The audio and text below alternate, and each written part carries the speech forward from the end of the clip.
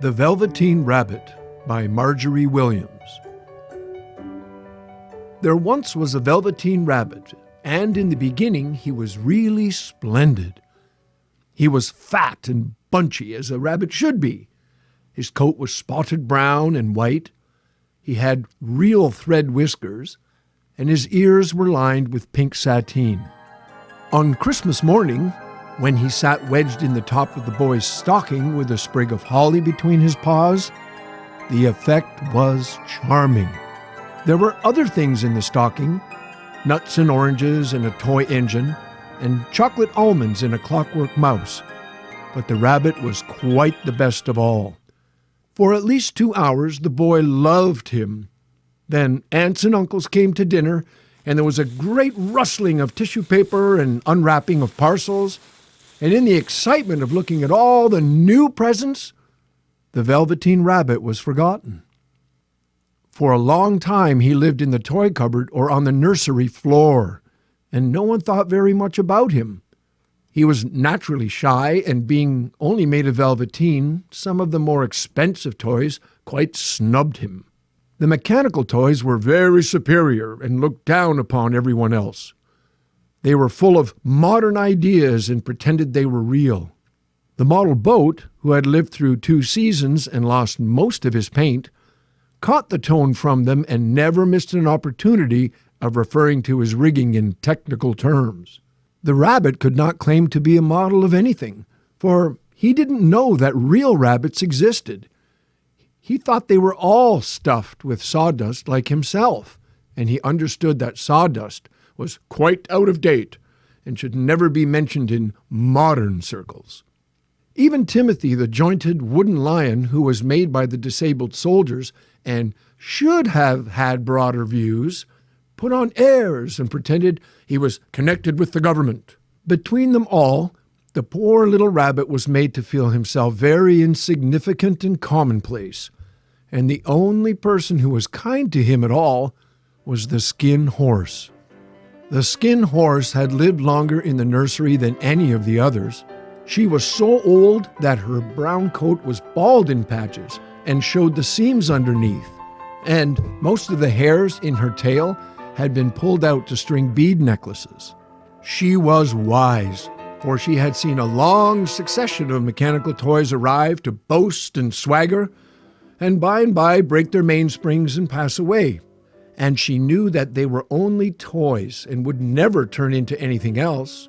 For nursery magic is very strange and wonderful, and only those playthings that are old and wise and experienced, like the skin horse, understand all about it. What is real? Asked the rabbit one day when they were lying side by side near the nursery fender before Nana came to tidy the room. Does it mean having things that buzzes inside you and a stick-out handle? Real isn't how you are made, said the skin horse. It's a thing that happens to you.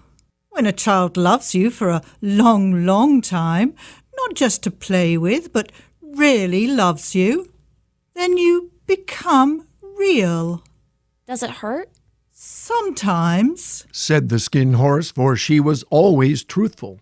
But when you are real, you don't mind being hurt. Does it happen all at once, like being wound up, or bit by bit? It doesn't happen all at once. You become. It takes a long time. That's why it doesn't often happen to people who break easily, or who have sharp edges, or who have to be carefully kept. Generally, by the time you are real, most of your hair has been loved off, and your eyes drop out, and you get loose in the joints and very shabby. But these things don't matter at all, because once you are real, you can't be ugly, except to people who don't understand, of course. I suppose you are real, said the rabbit, and then he wished he had not said it, for he thought the skin horse might be sensitive. But the skin horse only smiled. The boy's uncle made me real.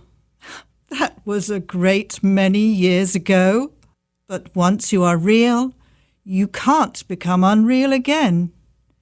It lasts for always. The rabbit sighed. He thought it would be a long time before this magic called real happened to him. He longed to become real, to know what it felt like, and yet the idea of growing shabby and losing his eyes and whiskers was rather sad.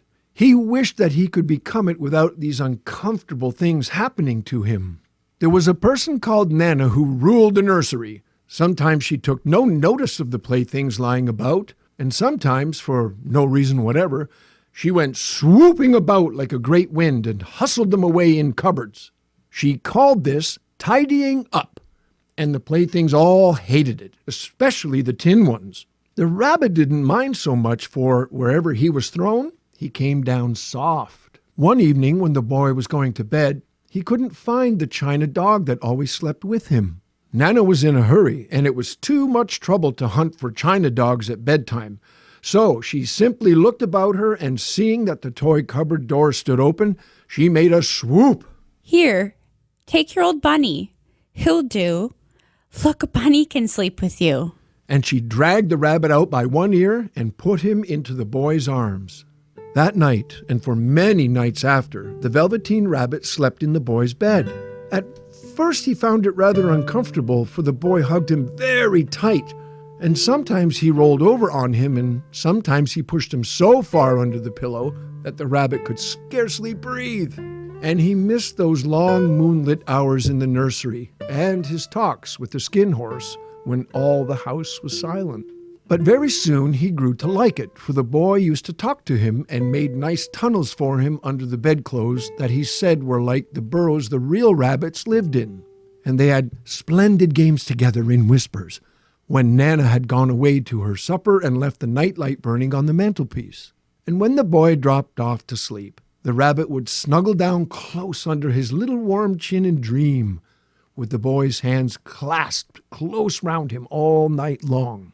And so time went on, and the little rabbit was very happy, so happy that he never noticed how his beautiful velveteen fur was getting shabbier and shabbier, and his tail becoming unsewn, and all the pink rubbed off his nose where the boy had kissed him. Spring came, and they had long days in the garden, for wherever the boy went, the rabbit went too. He had rides in the wheelbarrow and picnics on the grass and lovely fairy huts built for him under the raspberry canes behind the flower border. And once, when the boy was called away suddenly to go out to tea, the rabbit was left out on the lawn until long after dusk, and Nana had to come and look for him with the candle because the boy couldn't go to sleep unless he was there. He was wet through with the dew and quite earthy from diving into the burrows the boy had made for him in the flower bed, and Nana grumbled as she rubbed him off with a corner of her apron. You must have your old bunny. Fancy all that fuss for a toy. The boy sat up in bed and stretched out his hands. Give me my bunny. You mustn't say that. He isn't a toy. He's real. When the little rabbit heard that, he was happy, for he knew that what the skin horse had said was true at last. The nursery magic had happened to him, and he was a toy no longer. He was real. The boy himself had said it. That night he was almost too happy to sleep, and so much love stirred in his little sawdust heart that it almost burst. And into his boot-button eyes that had long ago lost their polish, there came a look of wisdom and beauty, so that even Nana noticed it the next morning when she picked him up and said, I declare if that old bunny hasn't got quite a knowing expression. That was a wonderful summer. Near the house where they lived there was a wood, and in the long June evenings the boy liked to go there after tea to play. He took the Velveteen Rabbit with him, and before he wandered off to pick flowers or play at brigands among the trees, he always made the rabbit a little nest somewhere among the bracken where he would be quite cozy, for he was a kind-hearted little boy and he liked Bunny to be comfortable.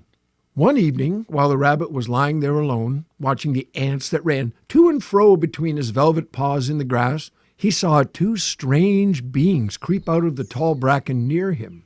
They were rabbits like himself, but quite furry and brand new. They must have been very well made, for their seams didn't show at all, and they changed shape in a queer way when they moved. One minute they were long and thin, and the next minute fat and bunchy, instead of always staying the same like he did. Their feet patted softly on the ground, and they crept quite close to him, twitching their noses while the rabbit stared hard to see which side of the clockwork stuck out, for he knew that people who jump generally have something to wind them up. But he couldn't see it. They were evidently a new kind of rabbit altogether. They stared at him, and the little rabbit stared back, and all the time their noses twitched. "Why don't you get up and play with us?" one of them asked. I don't feel like it. Said the rabbit, for he didn't want to explain that he had no clockwork. Huh! Said the furry rabbit, It's as easy as anything. and he gave a big hop sideways and stood on his hind legs. "I don't believe you can." I can. I can jump higher than anything.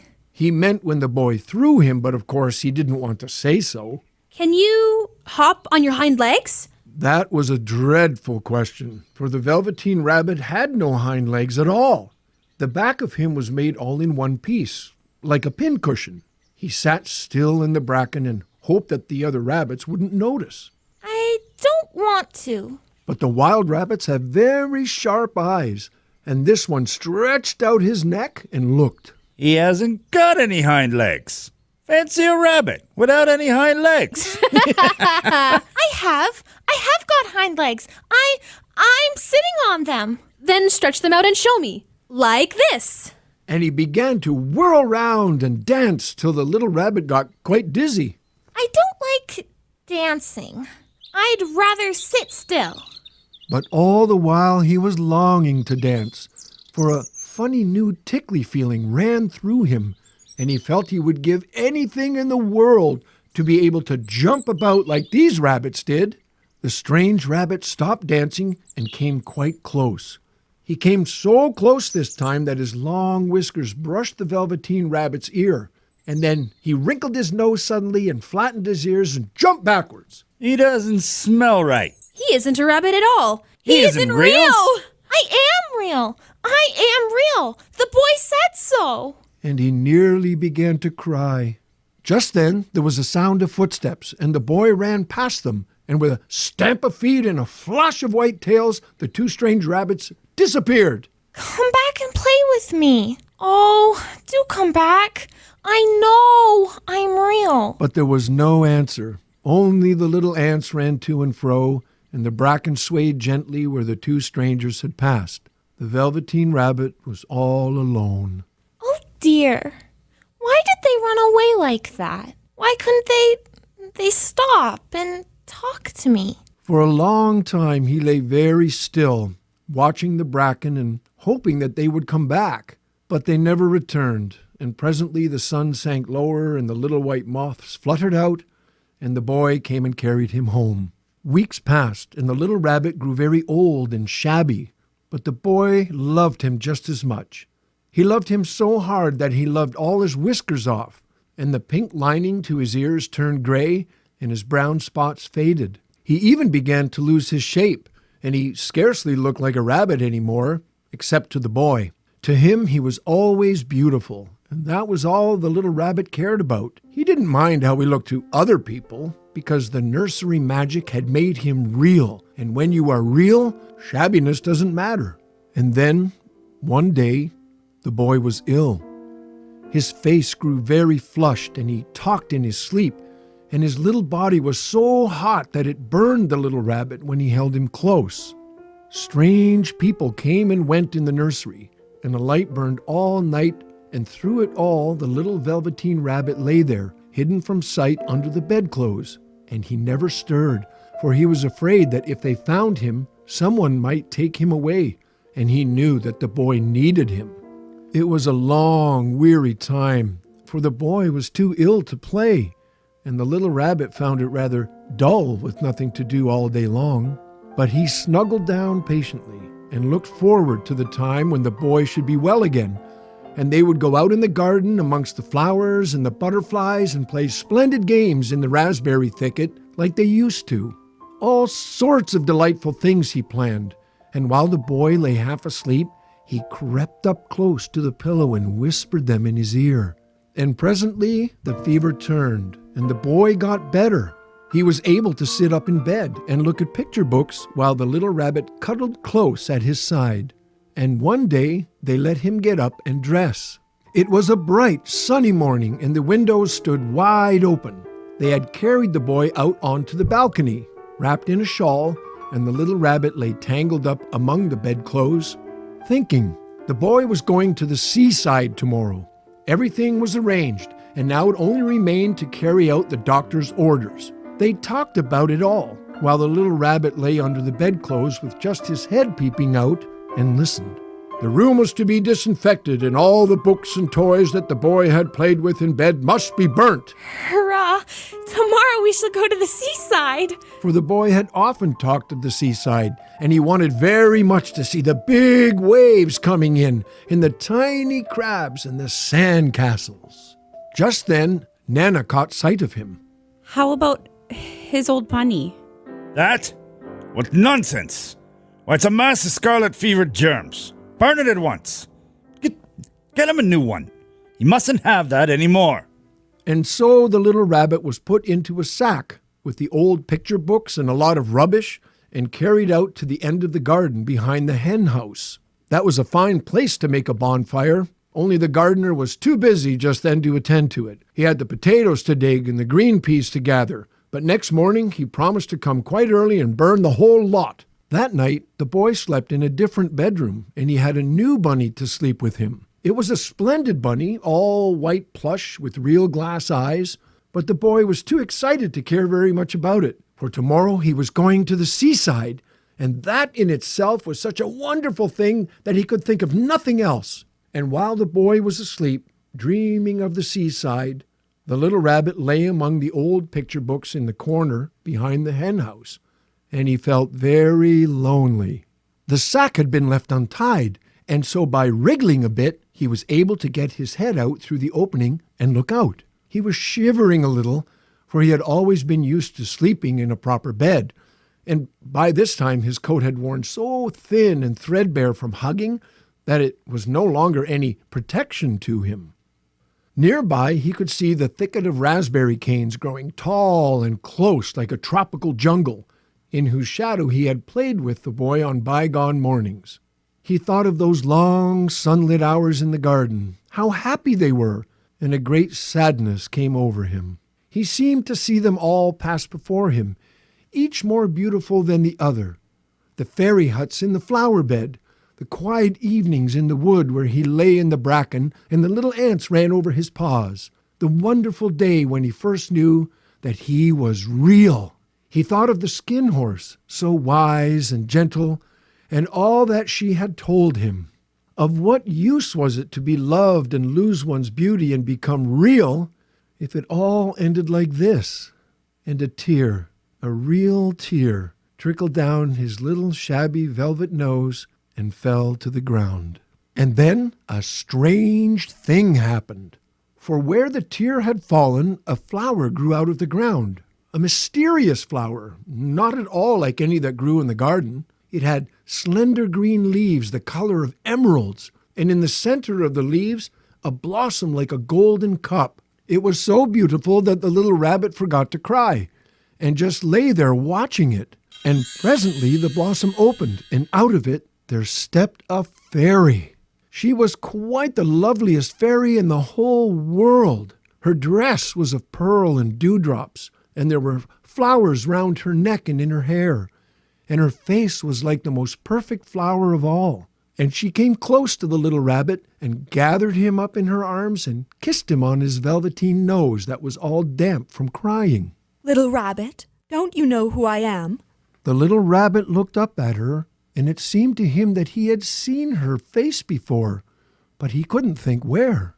I am the nursery magic fairy. I take care of all the old playthings that children have loved. When they are worn out and the children don't need them anymore, then I come and take them away with me and turn them into real. Wasn't I real before? You were real to the boy, because he loved you. Now you shall be real to everyone. And she held the little rabbit close in her arms and flew with him into the wood. It was light now, for the moon had risen. All the forest was beautiful, and the fronds of the bracken shone like frosted silver. In the open glade between the tree trunks, the wild rabbits danced with their shadows on the velvet grass. But when they saw the fairy, they all stopped dancing and stood round in a ring to stare at her. I've brought you a new playfellow. You must be very kind to him and teach him all he needs to know in Rabbitland, for he is going to live with you forever and ever. And she kissed the little rabbit again and put him down on the grass. Run and play, little rabbit. But the little rabbit sat quite still for a moment and never moved. For when he saw all the wild rabbits dancing around him, he suddenly remembered about his hind legs, and he didn't want them to see that he was made all in one piece. He did not know that when the fairy kissed him that last time, she had changed him altogether. And he might have sat there a long time, too shy to move, if just then something hadn't tickled his nose, and before he thought what he was doing, he lifted his hind toe to scratch it. And he found that he actually had hind legs. Instead of dingy velveteen, he had brown fur, soft and shiny. His ears twitched by themselves, and his whiskers were so long that they brushed the grass. He gave one leap, and the joy of using those hind legs was so great that he went springing about the turf on them, jumping sideways and whirling round as the others did. And he grew so excited that when at last he did stop to look for the fairy, she had gone. He was a real rabbit at last, at home with the other rabbits. Autumn passed and winter, and in the spring, when the days grew warm and sunny, the boy went out to play in the wood behind the house. And while he was playing, 2 rabbits crept out from the bracken and peeped at him. One of them was brown all over, but the other had strange markings under his fur, as though long ago he had been spotted, and the spots still showed through. And about his little soft nose and his round black eyes, there was something familiar, so that the boy thought to himself, Hey, he looks just like my old bunny that was lost when I had scarlet fever. But he never knew that it really was his own bunny, come back to look at the child who had first helped him to be real.